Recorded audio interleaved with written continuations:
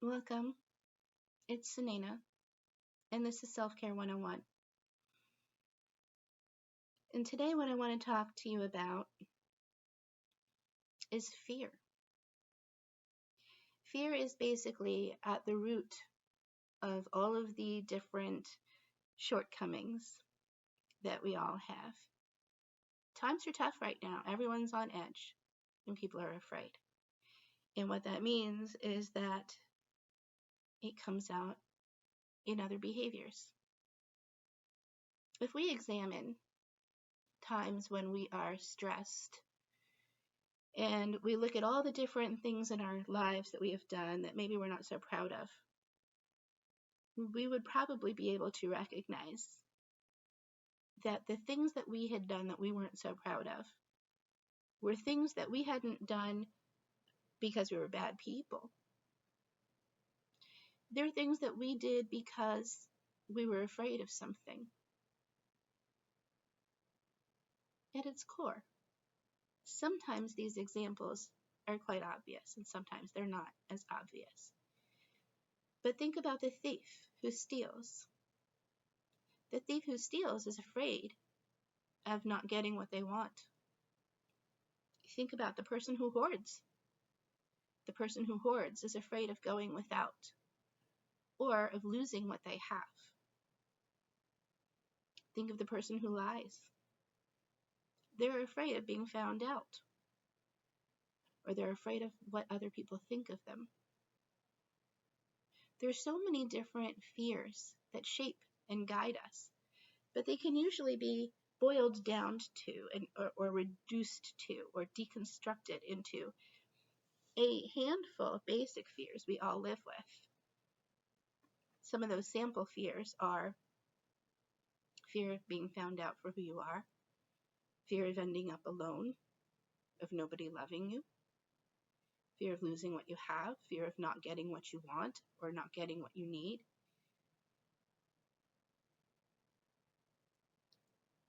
We've got some pretty basic fears we all share. They just come out in different ways. But the guy who cuts you off on the highway, he's afraid he's not going to get where he's going.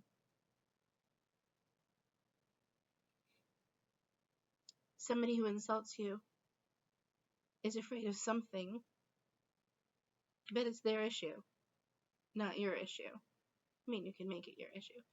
But the point I'm trying to make is that you don't have to. And if you do, that's kind of a choice that you're making. Because if we can recognize what the fear is beneath our own actions, we can be free of behaving in ways that don't make us proud of ourselves.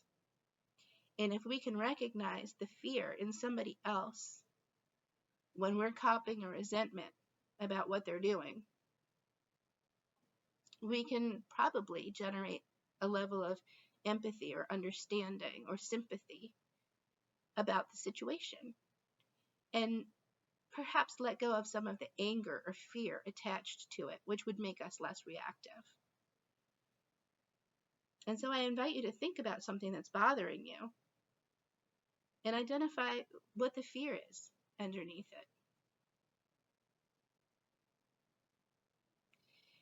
it. And sometimes it takes a little bit of introspection to find that fear, because one of the hardest things to do is to learn to become completely honest with yourself. It's been a journey for me, and I'm still learning how to be completely honest and figure out where I'm actually coming from and why something bothers me. But deep down, it's always a fear, usually something having to do with my son and the attachments that I have with him. Sometimes it has to do with not getting what I need, being somebody who tends to be marginalized and disenfranchised just because of the demographics that I have going on. When it comes to other people, when something pisses me off about someone else, what I can do when I'm in a centered place is I can say, I wonder what they're afraid of that's making them do X or Y. I wonder what they're afraid of. And if I can identify that, then I've gone a long way to understanding them instead of judging them, instead of reacting, instead of resenting, if I can identify that. But here's the thing. You don't always have to necessarily identify what's actually bugging someone or what they're really truly afraid of. Because the good news about us as human beings is that we can operate off of our narrative. And so all that means for me is I don't truly have to know what you're afraid of when you're hurting me. I just need to cultivate my own explanation that makes sense to me, that I can then process and utilize and work with. So if you are offending me or hurting me because maybe you are afraid of losing something that you have, and I'm making an assumption that you're afraid of being seen for who you really are, it doesn't matter that I don't know the right answer necessarily. All that matters is that I'm engaged in a narrative that helps me process that there's a reason for why you're doing what you do. So kind of similar to the placebo effect, it doesn't even really matter if I'm right. All that matters is that my mindset and my mood has changed. So that's called taking control of the narrative. And I utilize that all the time because it doesn't depend on any accuracy. All it depends on is my ability to convince myself that there's a reason that you're doing what you're doing. And sometimes I can guess it, and sometimes I can't, and sometimes I don't have to. All I need to do is tell myself, using my narrative faculties, my creative storytelling, make up a scenario, if you will, that makes sense to me. And all of a sudden, since it makes sense to me now, I don't have to be angry at you anymore. And here's the really cool part.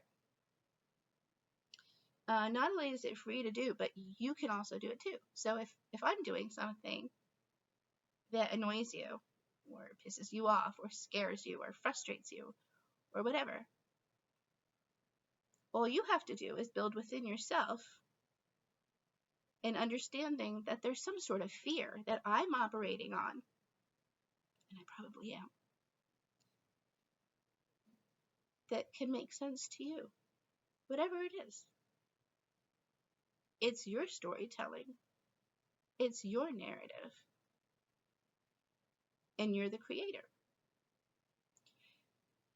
So ultimately, when we're copying a resentment or getting frustrated, it's because we're choosing to do these things. We're choosing not to opt out by using creative narrative.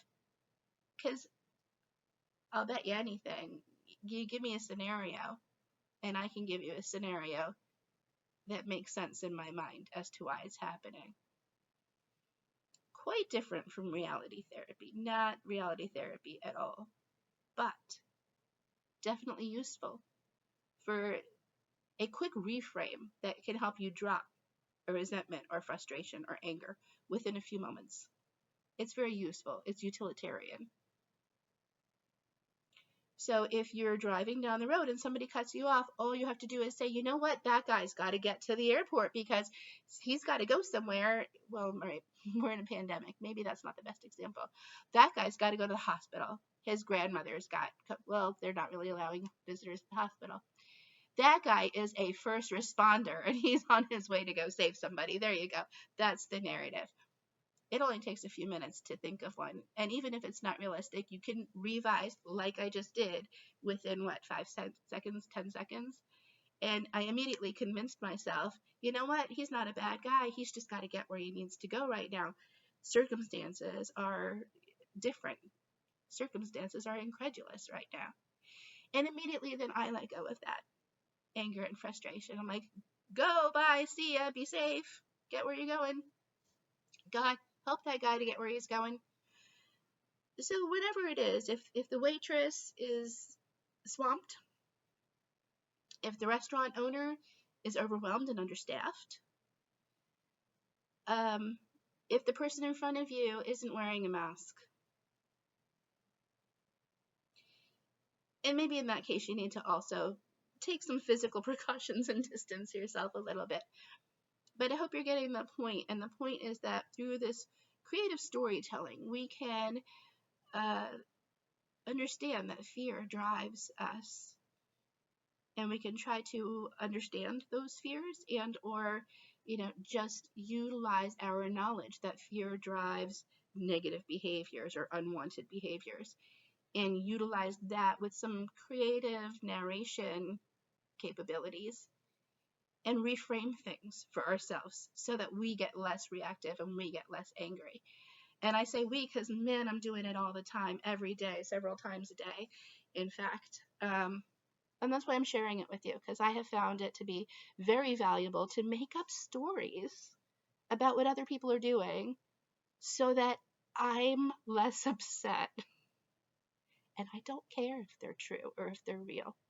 What I do care about is that it lowers my stress and it makes me more accepting, less judgmental, more functional. And so I share that tool with you. Creative narration. Take control of the narrative and understand that fear does really, at its core, at its root, drive all unwanted behavior. And it is kind of this thread that weaves through like the fabric of our existence and our lives. There's no escaping it. But what we can always do is we can always choose to reframe. So thank you for joining me again. This is Sunayana with Self-Care 101, walking you through the tools I use myself on a daily. Join me again another time. Namaste.